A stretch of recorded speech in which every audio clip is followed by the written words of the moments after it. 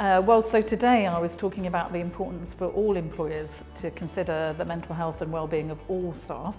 1 in 6 British workers is facing a mental health problem at the moment, and we need to support the 1 in 6 British workers, but also the whole workforce to look after their mental health and well-being.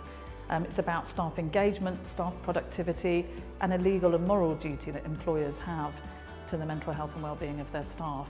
And I said that often mental health historically has been put in the too hard to do basket. But as a campaign, we've been moving the country forward over the last 10 years, and employers are coming on in their droves. So if you haven't engaged in the mental health agenda, then now is the time to do it.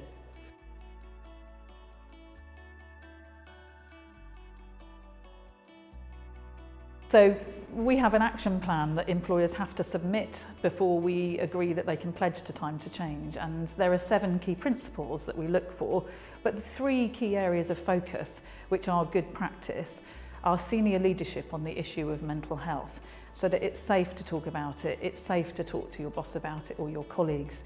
It's something that leaders talk about as well, their own mental health and well-being. We all have mental health the same way we have physical health, but it needs senior leadership to make the issue a safe thing that people can engage in. We also need to make sure that line managers have proper training. Most of us become people managers because of our technical competencies, not our people skills. And we don't learn much about mental health at school or college or uni or in the workplace. So line managers need to be equipped to have those conversations as well, and where to signpost staff onto if they need help.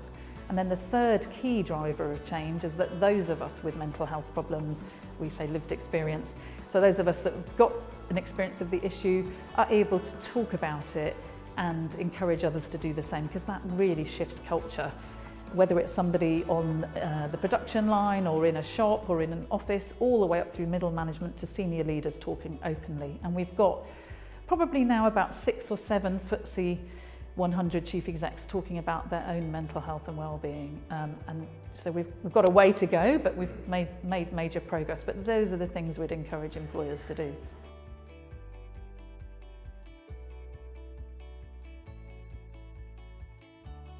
Well, either today or after today, you can easily find us online, putting in time to change. You'll see all the information about what kind of commitments that we want to see, the support that employers can get both from our dedicated team, but also from other employers. We have things like masterclasses, so employers get support from other employers who've been on a similar journey.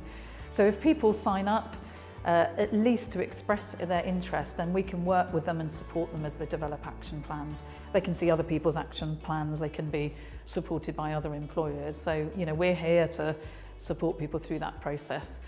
We've got 750 employers on board in England. There are many that aren't, so we're hoping that lots of people will be inspired today to get more involved.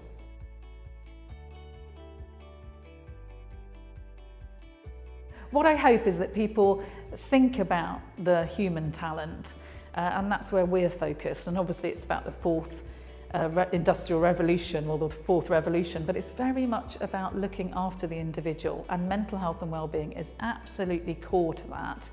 Looking after your talent, getting the best of your talent, and for those individuals having the best work experience they could imagine. And for us, mental health and well-being is central to all of that. So I hope it inspires other people to come on board. I liked what Jim said at the start, which is this is about passing the baton on to future generations, and that is very much what we're doing with our programme of work, and the more employers that come and talk to us today, the better.